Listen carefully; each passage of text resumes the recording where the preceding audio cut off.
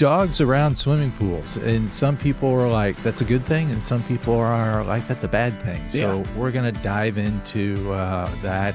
The instinct they have when they are not familiar with the pool. So is there an ideal temperature for dogs to swim in?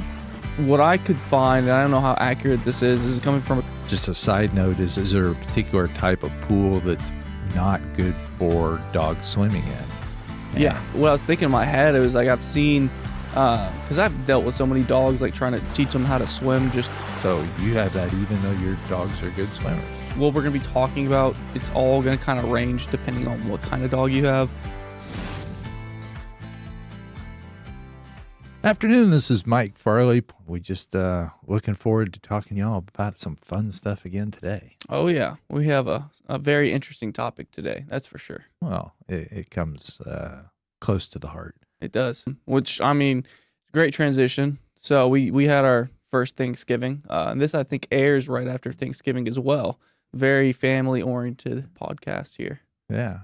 We do Thanksgiving different than everybody else does. So for everybody to get together, because there's so much family in our family, we usually do something different on Christmas and Thanksgiving. So we had ours already on Saturday. Yeah.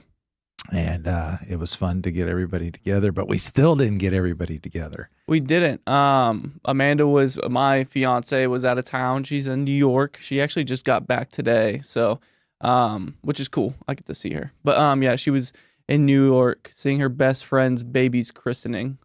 So yeah, she's real quick weekend trip. And now she gets to have Thanksgiving with part of the family, but the other part's going to be out of town. That's just how things happen sometimes. So Anyway, but part of our family is we have a bunch of four-legged children. Yeah, and that's not the toddlers that are crawling on the floor. No, we have a bunch of white golden retrievers, English cream golden retrievers, which my mom, my dad, Mike Farley and Laura Farley, amazing parents and role models growing up. I didn't have any brothers. I only have two sisters, so I had a white furry brother named Cody growing up, little golden retriever. And he was not little. He was not little. He's a big guy. But that's what the podcast is about. It's about how you can integrate pool design and all kinds of concepts with pools with dogs.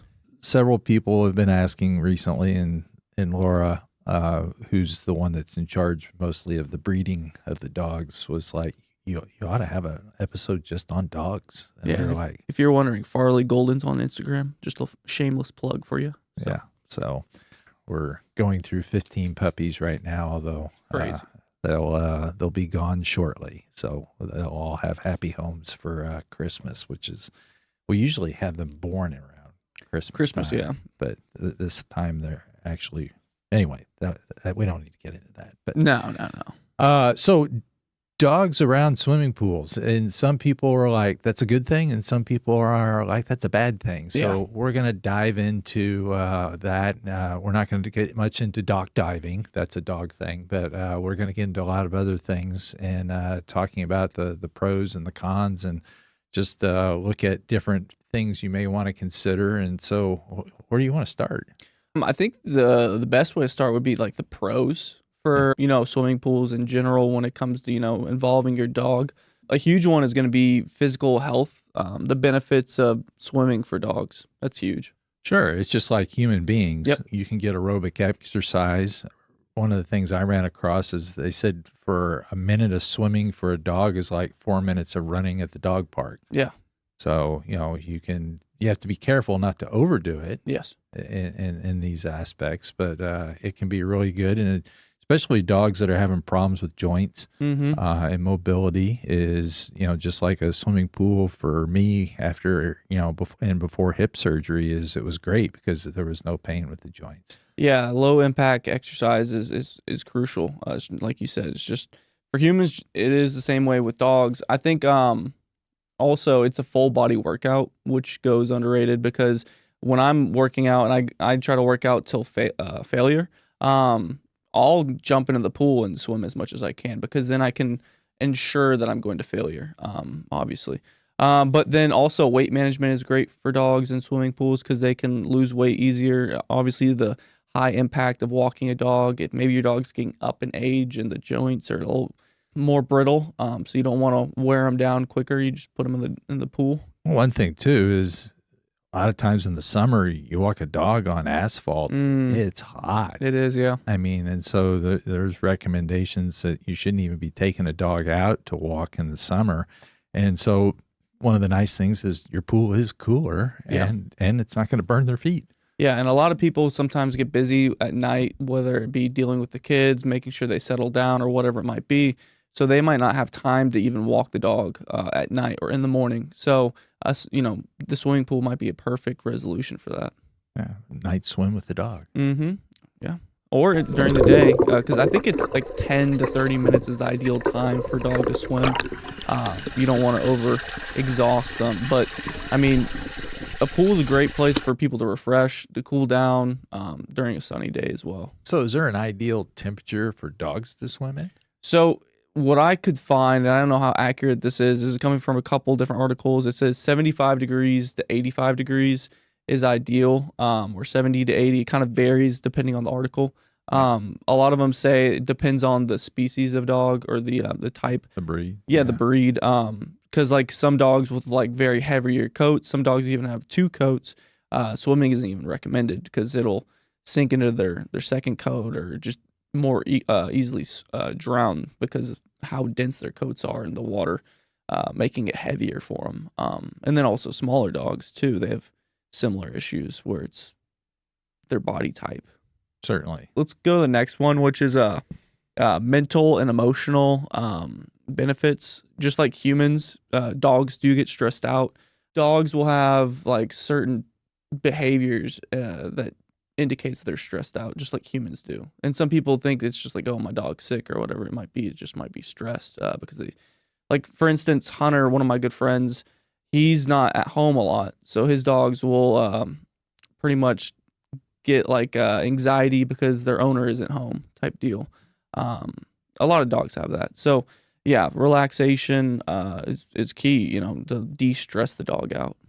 And also it can enhance the bond of the dog and the owner, which is really cool because you're playing with the dog in the pool. It's not typically, go do laps in the pool, Right. You're throwing the ball or something. Well, you and Cody used to have a lot of fun. Oh, yeah. Trey would go running for the pool and dive into the pool, and he had to stay underwater and not surface right away because Cody was falling immediately behind him and would land on his back if he came up too quick. So yeah, dog nails are very, once they scratch you, it leaves a scratch, so it's not very comfy. Right. So not the best feeling. But that wasn't his intent to harm you. It's just his intent to have fun with you in the pool. Yeah. So maybe wearing goggles would be ideal if you do that. I didn't really wear goggles much, and sometimes when I tried to, when I'm running full speed and diving into the pool, I mean, the goggles would come off. So being able to see where the feet are is key in that situation. One of the things I did run across, which just a side note, is there a particular type of pool that's not good for dogs swimming in? And the vinyl liner came up because of the dog's feet. Okay. So the concern was that they would scratch the vinyl liner and poke holes in it. And most vinyl liner pools have a staircase to get in and out. Okay. And so the challenge is if the dog didn't use the stairs, then they're clawing against the sidewalls of the pool and causing it to have leaks and fails. So fiberglass and gunite pools have stairs built into them, so not as big a deal for getting in and out. But what do you mean by staircase? Like a ladder. Oh, okay, a ladder. Okay, because I was thinking steps over. in my head, like just like a plaster or a gunite pool would have. No. So, okay, so more like the old style, just a ladder to get out of the pool. Right. So okay, interesting. Anyway, a lot of above ground pools, that's where your vinyl's not as heavy a gauge as well. So anyway, just that's not as conducive for dog swimming as the others are. No, that's a great topic too. The entrance points for dogs, it's key for them to know that, because what I was thinking in my head, it was like I've seen, because I've dealt with so many dogs, like trying to teach them how to swim just because I love dogs, and I've been around pools my whole life. But the instinct they have when they're not familiar with the pool, and I've seen this like with Boba and Mando, they're great swimmers, but they're used to your pool. So when I take them to like Amanda's pool, my fiance's mom's pool, the entries are different. So they tend to like try to like claw their way out of it, getting onto the coping, which can injure them because they're scratching themselves and they're also scratching the surface. So the first thing that's really good for a dog is to take them into a pool and show them where the steps are. From an entry standpoint. So take them in and out so they're familiar with it several times, and then they're comfortable with that pool and the surroundings with that. And if there's a shallow tanning ledge, that's really great for them to get in and out of because it's a big space. One of the ideals is a true beach entry because with a beach entry, a lot of times people are like, well, I'm worried that it's going to be too deep for my dog because I got a little dog. And so I want him to be able to get in the water, but not too deep. And so a beach entry is really nice because it's a gradual slope into the space. And so the dog can stop where he's comfortable and everything on that individual space. And it's easy for him to get up and down. But if you show the dogs where the entry points are, that's the most important thing when a dog is using the pool for the first time. Yeah. And that brings up a great point. So when you think of like designing your pool or crafting the pool you want in your backyard, ideally this, what we're going to be talking about, it's all going to kind of range depending on what kind of dog you have. Like for instance, a little dog. So some people might think, oh, a beach entry would be great, but it depends on what level that table's off at, because maybe there's a small dog that walks into it because it's shallow, but eventually it'll get too deep for that dog. Yeah, most beach entries, the top step's going to range literally from water being, fingernail depth to, you're going to end up with 6 inches on the edge of the step. Yeah. And so if your dog can safely walk around in 6 inches, then the beach would be fine. And that's what most tanning ledges are from a depth standpoint, is 6 inches as well. Now, there's also what's called a Baja shelf, which is done real popular in California, which is typically deeper. So that may not work well for some species, some breeds, dogs, in particular breeds. But the other thing that's nice is to have an exit point in multiple locations, not just the one. Because if they swim down to the other end of the pool and there's not a place for them to get in and out, again, it's a little, stressing to the animal. A lot of times when I do benches as exit points, also I put what's called a step out on the corner of it.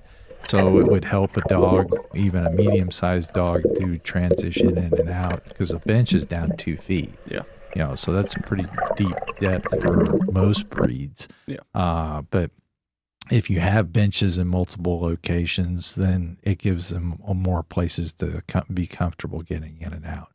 But along with that, you've got the entry steps.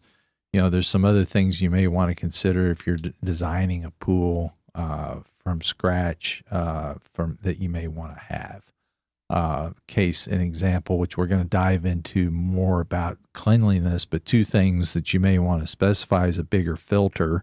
And we'll get into why in a little bit. But then the other thing that you may want to consider is using UV as a sanitizer, because UV is the only thing that'll work on crypto and also works on giardia, which are 2 things that, it would be helpful with dogs. But we'll get into that sanitation stuff a little bit later. Yeah, I think the interesting point was, that is all interesting. But for the step outs, those are typically like a half step because for like space wise, or is it just a full like step? It's usually about a 18-inch by 18-inch space. Okay, so depending on like what kind of dog you had, maybe it was a really big dog, you might make that even a little wider, like the same length or not the same width of a step. Yeah, or a bench.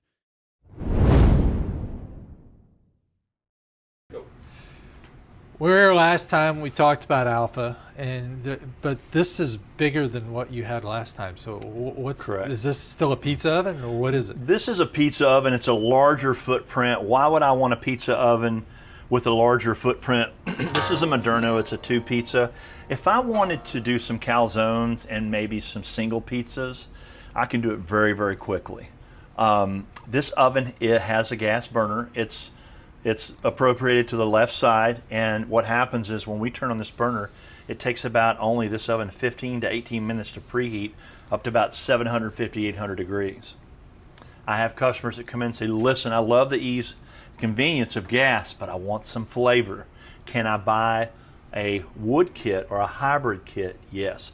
So what you do when you buy the hybrid kit, there is a cover that covers the burner. Then you put the wood grate in there. You put your staves in here and put your starter underneath it, and then it takes about 18 to 20 minutes. After you get the heat where you need to be, then you'll move the product over and then brush it off and then put your pizzas in. So you can do wood with this. Awesome. And people out there that are customers that love Green Bay Packers, this is Packer Yellow. So that works for Charlie Claffey, yeah, absolutely. But the rest of us that don't like the Green Bay Packers, especially after last year, does it come in a different color? You can get it in silver, like Dallas Cowboys. But other than that, let's not talk about that. But yeah, it comes in different colors. It comes in a red. This particular model actually comes in a red and a yellow. And then you have the other different ovens that have silver black and more gray tones. So one thing Trey asked a minute ago, and he's not asking now, but so this vent, if it's necessary, can it be raised up higher? It can be raised. It can double its size, but if you need a custom pipe, we always recommend the professionals. One that we use in Dallas and Fort Worth is VentTech. Yeah. VentTech can run that. It'll be a double insulated pipe if it runs through the ceiling, and then they would do what we call a weather guard and wind cap. So. Right. Awesome. Yep. Thank you. Yep. The breed has a lot to do with Yeah. what you're going to do and what you're not going to do. And there's a lot of different characteristics to think about with that we were talking about earlier. Mm-hmm. The one that I'm always familiar with is the amount of muscle mass that the breed has. And because of that, if they don't have a lot of fat on them and they're just pure muscle, they sink. Yes, they do. Like a boxer, for instance. Yeah, boxer is not a dog that does well. So one of the first pools that I built was for a family in McKinney. Mm-hmm. And this family, they built a new high school, McKinney North, and McKinney North's mascot was the Bulldogs. Oh, yeah. And so they had a bulldog, and he went to all the football games and he went to the basketball games. And I mean, he was a very integral part of the first several years of McKinney North being open as their mascot. And I said, you need to be really careful about him with the swimming pool. Oh, yeah. Because they will sink. And so they were out in the pool one night and the dog walked by. And when he walked by, he cut the corner on the spa and he just fell on his back into the spa. And they said he sunk like a rock to the bottom of the spa. And his 4 feet were sticking up in the air, and they ran over there and they reached down the bottom of the spa and lifted him up, and he came up and all sputtering and, kind of gasping and everything. And they said that dog would not go anywhere near the pool the rest of his life. But he did get a long life because they were there and they were able to save him. But one of the things I was reading is that there's over 5,000 dog deaths a year to drowning, and a lot of it has to do with the breed. Yeah, I imagine like a high percentage would be just the breed in general that can't swim. Right.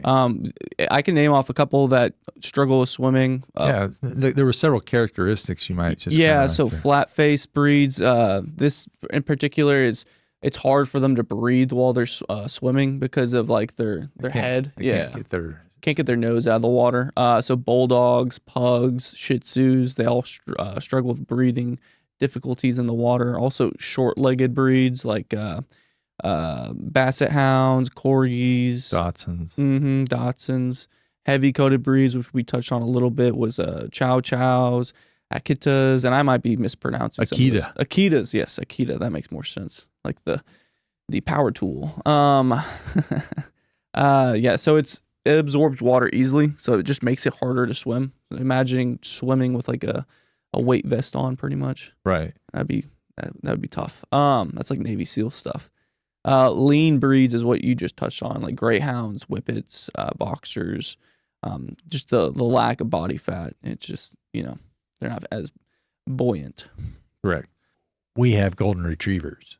Great dogs. They have web feet. They're retrieving ducks and waterfowl is what they were originally bred for, so that they love water. And actually, they don't mind cold water. In fact, Princess, when we first built our pool, every single morning she would go out and stand on the tanning ledge and get a drink. Yeah. Didn't matter if she had water in the bowl in the house. She just felt like she needed to go out and get a drink out of the pool. So it was just hilarious. There could be ice on the pool, and she'd want to go get a drink of water out of the pool. Now, that does bring up something that some people are like, well, dogs drinking pool water is a bad thing. It can be, depending on the pool chemistry itself. My initial thought was saltwater pools, because I know salt water is not good to drink in general. It's not drinking water.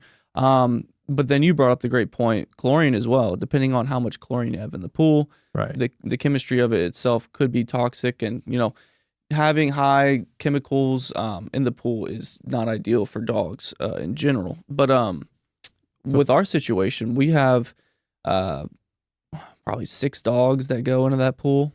Yes. And they all probably drink a little bit of that water. So is that the end of the world? So what we have on our particular pool, it's not a high chlorine situation. No. It's not salt either. We're using ozone and minerals, so our chlorine level's slightly higher than tap water. So, I mean, if we took a bowl of water out of the house, it's not much different than the water that's in the pool. Yeah, and that's actually encouraged. Like on a lot of these articles, they say to have like a designated drinking area, because a lot of pools aren't going to have the water makeup that we do. Right.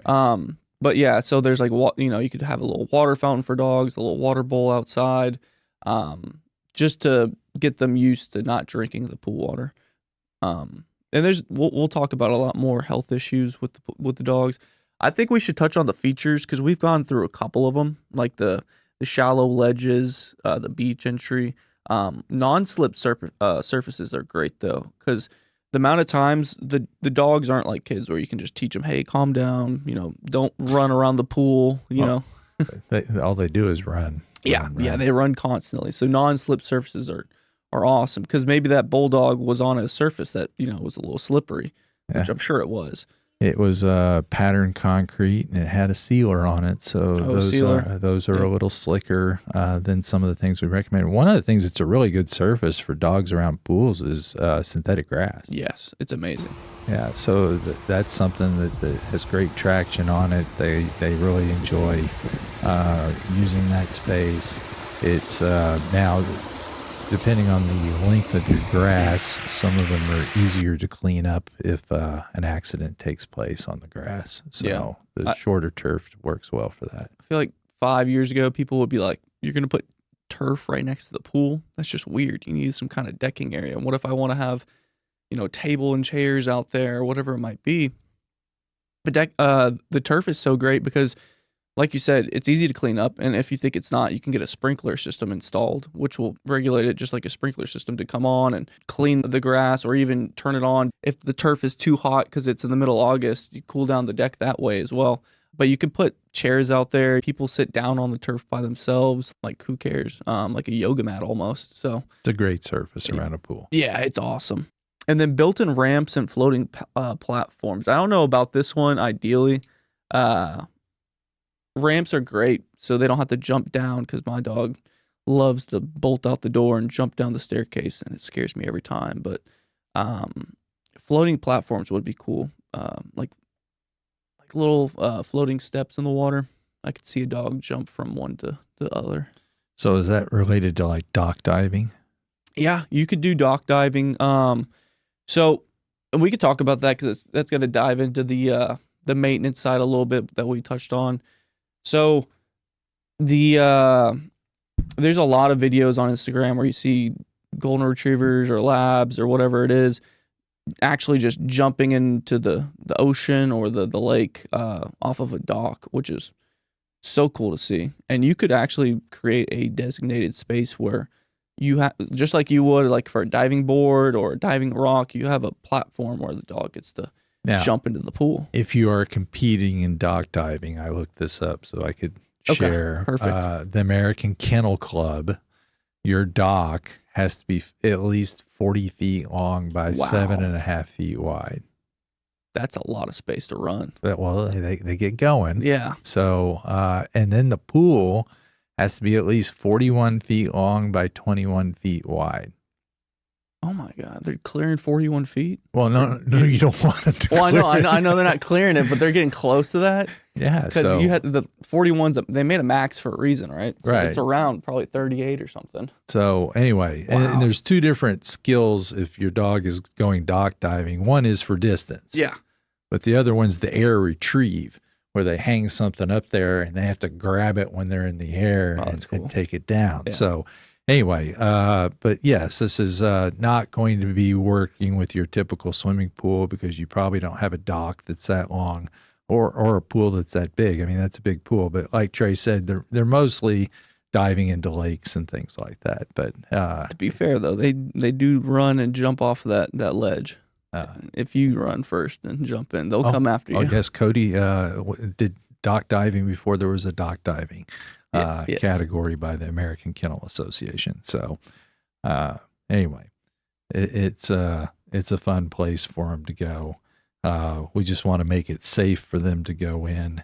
In some cases, people will just, they have a breed that doesn't do real well in water, but they want them to enjoy the exercise or the cooling aspects. And so people can get dog life vests. Yeah. Yeah. We got dog life vests. Right. So you have that even though your dogs are good swimmers. Yeah. Cause for me, it's like my dogs will randomly jump in the pool. And if it's a summer day where I'm enjoying the pool, I might be doing something else randomly, dealing with like the equipment or helping someone, and I take my eyes off of them. So I just want to make sure that they're safe, and even if they get tired, they're able to float. That's the big thing. So just like children, yes, being supervised, or maybe you aren't completely supervising, they have a life vest on to keep them safe. Yeah, more layers of safety is a good thing. Yes, 100%. But with dock diving, I do think it would be good to bring this up because blue algae pops up in lakes all the time, and blue algae, if you didn't know, is it's deadly to dogs if they eat it. And in pools, you can grow. And this I don't know how accurate this is on the article I read from, but I know you can for a fact you can grow algae in your pool. I've seen it. I've cleaned it. It's a pain. Yes. And you can get black algae as well. Yellow and black are very common in swimming pools. But they said they could get blue algae in there as well. Is that true? I don't know, but algae, chemical makeup of the pool, all that kind of stuff, you want to make sure it's taken out and regulated. So what you want to do is make it safe, the water quality for humans and dogs alike. Yeah. So if you keep your algae under control, then you're not going to have a problem with that aspect. And you talked about the UV. Did you talk about the reasoning for like dogs, might be peeing in the pool and tracking dog feces into the pool on accident? So one of the comments that I read in several different places is that the one dog swimming in a pool was the equivalent of 50 people swimming in your pool. So that's a lot. So one dog swimming is the equivalent of a massive pool party. Yeah. And so what has to be done after they swim, and some of the things you may want to have before they swim is something to consider from a standpoint. But as Trey brought up, your dogs don't have body control over things like humans do, although some small children don't have that either, and they'll pee in the pool. Yeah. Okay. But the other thing is, they run around, and a lot of their paws have hair in between them, and sometimes that will track and have dirt and sometimes even feces in that area. And so, you got to realize that, your dog is a dirty individual when he jumps in the pool. So one of the things that some people do is they have shower areas where they actually will rinse the dog off before it gets in. And then also after it gets out, post swimming, if you've got, higher chemical situation, they're going to rinse them off again to get the chemicals off the dog. So those are some things you can do to help keep the pool from being quite as dirty. Yeah. A lot of people call them dog spas. The old apartment I was at had one, and it was great because the dog park would get really muddy often, and my dog doesn't care. He probably even loves it more when it's muddy, and so he would play in it all the time. So it's not, that purpose isn't just for like, oh, I need to wash off my dog before and after they get in the pool. But if the dog's dirty outside, it's kind of a hassle to go and get the hose and then turn the hose on. If you have a designated area, it's awesome. So that is nice. So after they are in the pool, some dogs are real susceptible to ear infections.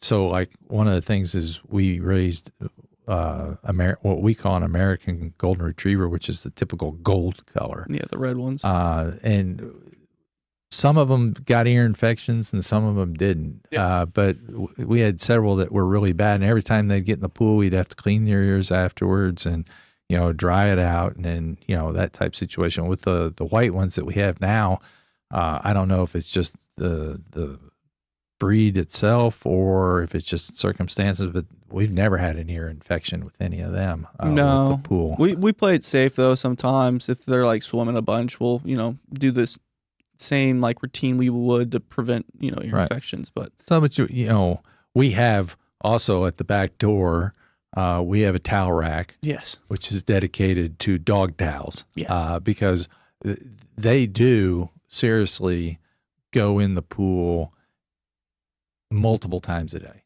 Yeah. And sometimes it's a full swim, and sometimes it's just, hey, I'm going to go out here and stand out here and get a drink.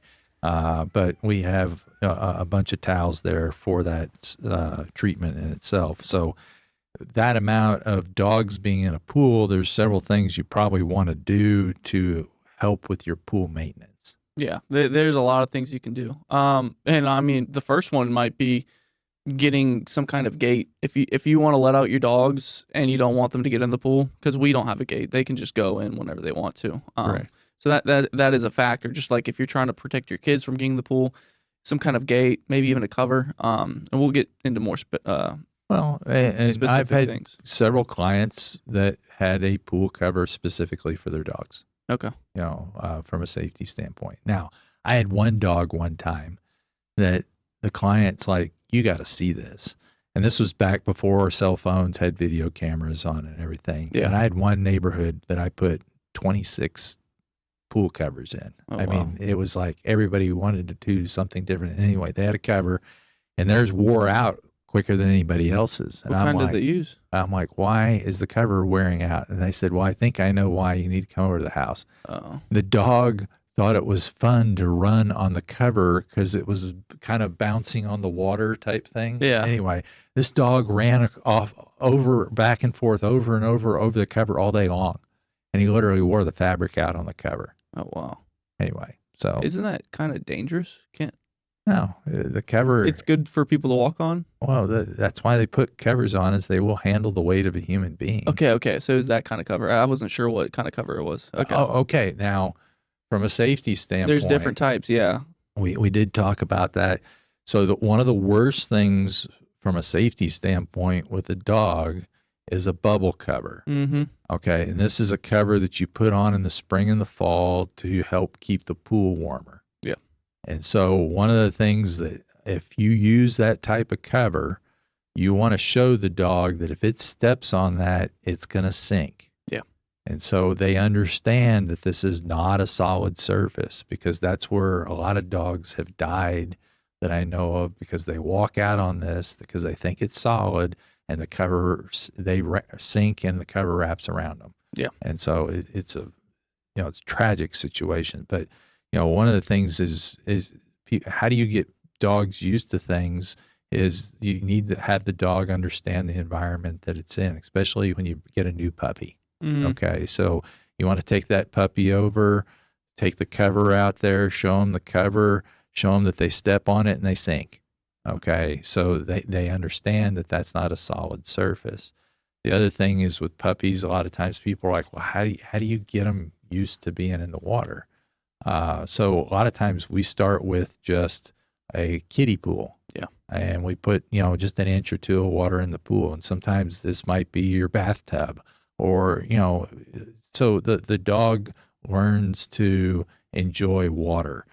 Some of the things that we do is we get these suction cup pads, and we'll put peanut butter on the side of them, and we'll stick that to the side of the bathtub, and they sit in there and they play and they lick the peanut butter and they think it's a good old time. That's one of their first experiences with water. Their first baths that we do with them is they have that. And then we have a little Walmart swimming pool that we put in the yard that, we'll put 4 inches or 6 inches of water in, have them get used to that. And then they graduate to the tanning ledge. So they get used to that.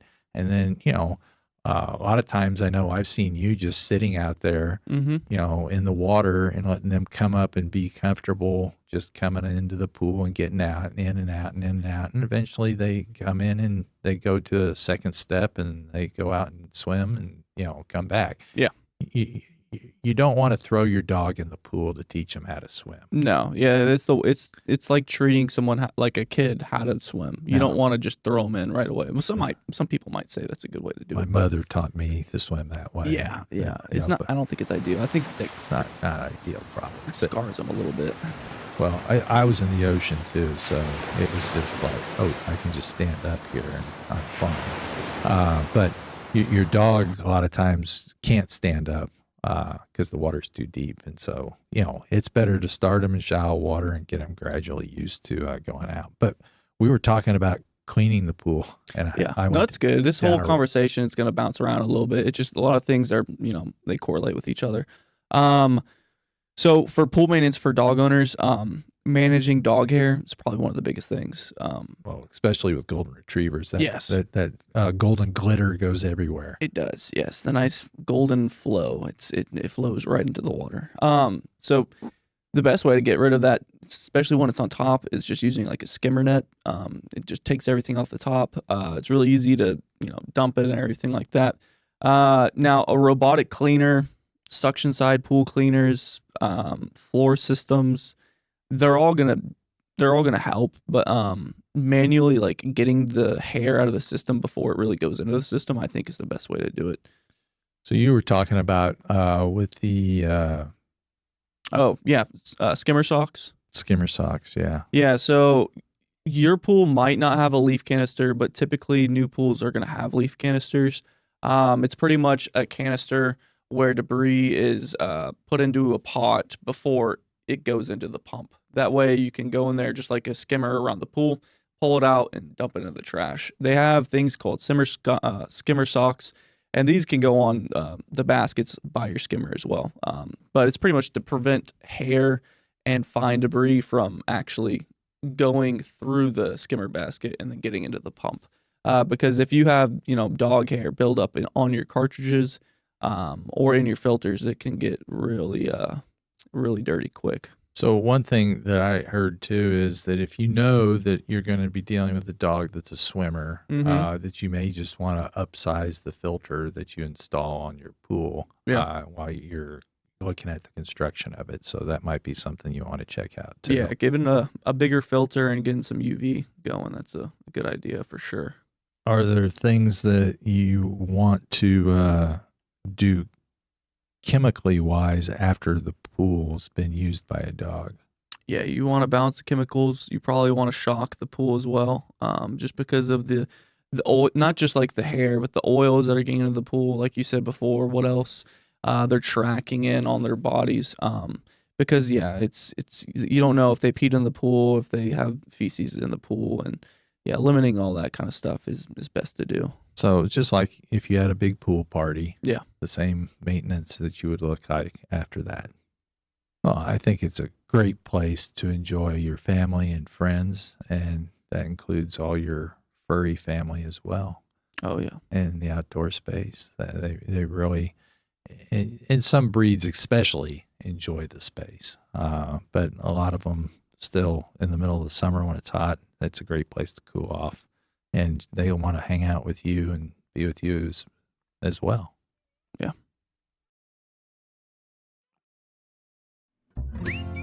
Sorry for this interruption on the podcast, but we're going to do a design concept real quick. So we're talking about dogs, we're talking about pools. Is there a specific pool that comes to memory that maybe a homeowner designed it, trying to incorporate, not just the family having fun, but the dog having fun as well? There was a project that I did several years ago, and after we finished it, HGTV reached out to me. That's cool. And we're like, we'd like to feature 4 of your projects that we actually, it was 5 of my projects that we saw on your social media platform. And I was like, oh, that's way cool. And they said, they gave me the list of them, and I checked with the homeowners, and the homeowners were all good. And so we went out and we filmed this one, and at the end of filming it, they were like, this was really a lot of fun because they incorporated their dogs into the whole thing. Most people have their kids swimming in the pool and stuff like that, but they had dogs, and their dogs weren't great swimmers. And so these dogs had life vests, and I had actually at that point had never seen a dog life vest. And so I thought it was quite a hoot that they actually had such a thing. Now we have a number of dog life vests at our house as well. Oh yeah. But one of the things that we designed on that particular pool was we designed a beach entry. And so it was a great place that they could transition down into the water and swim and have fun. The other thing is this pool was designed so there was shade always in the pool. So whether it was in the morning, there was a shade structure on that side of the pool that casts a shadow, over it. And then in the afternoon, there was a shade structure on the other side. And so one of the things that, with dogs that you have to be really careful about is if the water temperature gets higher and the air temperature is higher, they can, overexert themselves. Yes. And from there's several different things that, you have to be cautious with dogs about. And that's one of the things that you have to be cautious with. And so they had a really nice environment set up. They were also, set up safety situations with their dogs to make sure that they had fun. So at the end of the recording of all this, they came back and they said, well, we've decided that we're going to feature 3 of your projects of the 5. One we didn't record because some stuff came up. But the 5th one, they said, we're not going to show the project in its entirety, but we're going to feature those 2 dogs on a special video that's all about dogs and swimming pools. And so they ended up on a 5-minute clip on Ultimate Pools. Oh, wow.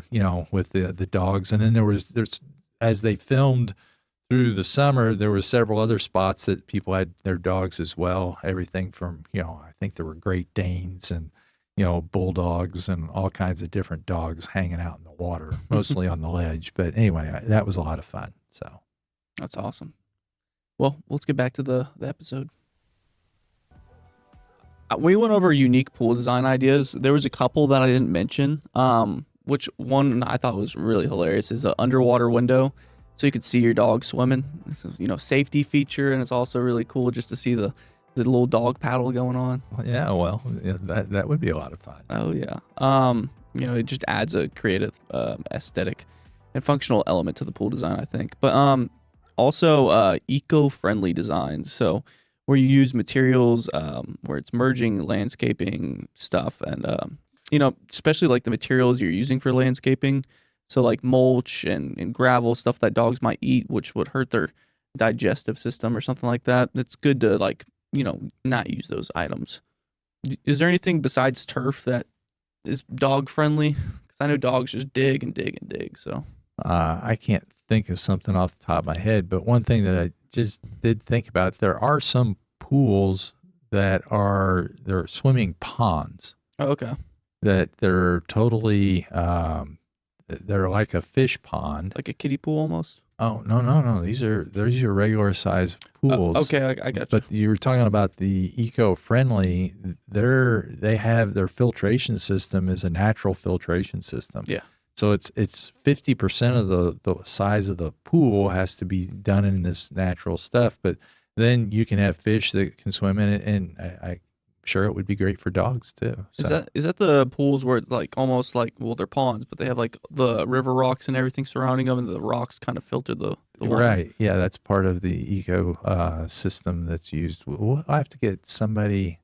Yeah, that's a whole nother topic we need to talk about. Yeah, that's something. But I just thought about that because there was one of the things that showed a guy swimming underwater with the fish, but his dog would swim under the water too. Oh, that's cool.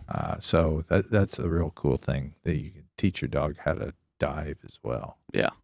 Another big thing is socialization opportunities. So like if you have your dog and you have a really nice setup, a lot of people don't like going to dog parks because you don't know if those random dogs are going to be aggressive or what kind of disease they might have.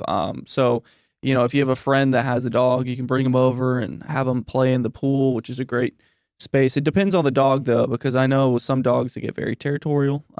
But if you have one that's not, it's very friendly. Having a little dog pool party is awesome. Well, we've done pool parties with litters. Yes. Like 6 months after they were all 6 months old, they came back for a pool party. Yeah. And it was really fun to have all the people that had a particular litter. So we've done that a number of times, and it's been fun. Oh yeah, and they all love each other, all the brothers and sisters. Get back together again. Oh yeah. If you get a pool for a dog, or you're not going to get a pool for a dog, but if you're thinking about your dog, it also might, because a lot of people that buy pools, they look at them a lot, they don't really use them. So it might increase like the probability of you actually using your pool, because if you see your dog having fun in the pool and it's a nice day, well, you might not want to stay inside all day. You might want to go play with your dog. So that's a bonus. Yeah, well, equal opportunity. Everybody gets to enjoy, have a lot of fun. Oh yeah. So they had a doggone good time. We did. There's a lot of information about dogs and swimming pools. It's crazy. Well, it's just you want to create an environment that's safe for everybody. I mean, and our four-legged friends, our four-legged children are real important that we create an environment that's fun for them as well as safe for them. So there's a lot of things to think about, just as you would any other pool design. As you're talking to a designer, if your dog is going to be an important part of this, you may want to bring up what kind of dog that you have and the size of the dog and the number of the dogs, so they can help design the project properly. Oh yeah, it's always a good time when you're chilling at the pool and you look over and you see your dogs just chilling on a floaty, floating around the pool.